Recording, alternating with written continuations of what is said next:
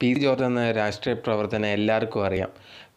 ഏറ്റവും കൂടുതൽ ഇദ്ദേഹം ഫേമസ് ആവുന്നത് എന്തേലും ഇങ്ങനെ പൊട്ടത്തരങ്ങൾ വിളിച്ചു പറഞ്ഞിട്ടാണ് കൂടുതലും ഫേമസ് ആവുന്നത്. അങ്ങനെ ഈ ഇടയ്ക്ക് ഒരു ഭയങ്കരമായിട്ടുള്ള വലിയ പൊട്ടത്തരം വിളിച്ചു പറയുകയുണ്ടായി.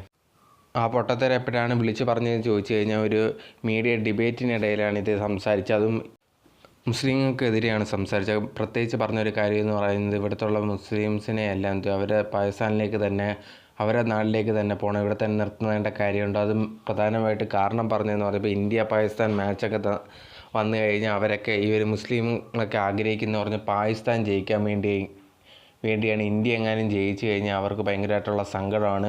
ഇങ്ങനെയുള്ളവരൊക്കെ എന്തിനാണ് ഇവിടെ നിൽക്കുന്നത്, പാകിസ്ഥാനിലേക്ക് തന്നെ പൊയ്ക്കൂടെ എന്നുള്ളൊരു പരാമർശമായിരുന്നു നടത്തിയിരുന്നത്. ആ സമയത്ത് ഞാൻ ഒരു വീഡിയോ ഇട്ടിരുന്നു, അതിലും പറഞ്ഞിട്ടുണ്ട് ഇത് പ്രശ്നങ്ങളാവാൻ ചാൻസ് ഉണ്ടെന്ന്. പക്ഷേ കുറേ പേര് പറഞ്ഞിട്ടുണ്ടായിരുന്നു ഇതൊന്നും മര്യാദയായിട്ട് നടക്കാനൊന്നും പോകുന്നില്ല, ഇതിന് മുമ്പ് ഇതേ കണക്കൊക്കെ പരാമർശം നടത്തിയിട്ടുണ്ട്, എന്നിട്ടൊന്നും വലിയ പ്രശ്നങ്ങളൊന്നും നടന്നിട്ടില്ല എന്ന്.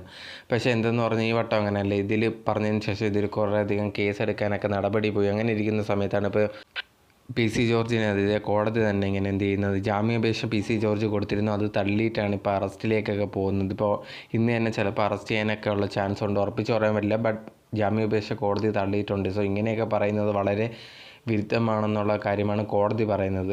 എന്തെങ്കിലും വന്നിരുന്ന് മീഡിയയിൽ ഇങ്ങനെ പൊതുസമൂഹത്തിൻ്റെ മാധ്യമത്തിൽ വന്നിരുന്ന് പറയുന്ന സമയത്ത് എന്തെങ്കിലും നോക്കിയും കണ്ടുമൊക്കെ സംസാരിക്കുക, അല്ലെങ്കിൽ ഇതുപോലത്തുള്ള പ്രശ്നങ്ങൾ വരും. ഇതൊക്കെ ചുമ്മാ ഓരോ മുസ്ലിങ്ങളെക്കുറിച്ച് ഓരോന്ന് പറയും, എന്തെങ്കിലും ഉള്ളത് പറഞ്ഞാൽ ആണ്. പിന്നെ ഇല്ലാത്ത ഓരോ കാര്യങ്ങൾ വർഗീയതയൊക്കെ വിളിച്ച് പറയുന്ന ഇവരെ പോലുള്ളവർക്കൊക്കെ ഇത് തന്നെ കിട്ടണം.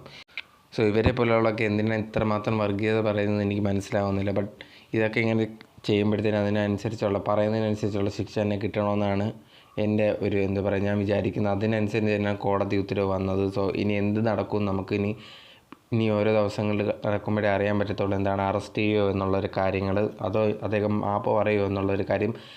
ഈ പറഞ്ഞതിന് ശേഷം അദ്ദേഹം മാപ്പോ കാര്യങ്ങളോ ഒന്നും പറഞ്ഞിട്ടില്ല. ബട്ട് ഇനി മാപ്പ് പറയുമെന്ന് അറിയാൻ പറ്റത്തില്ല.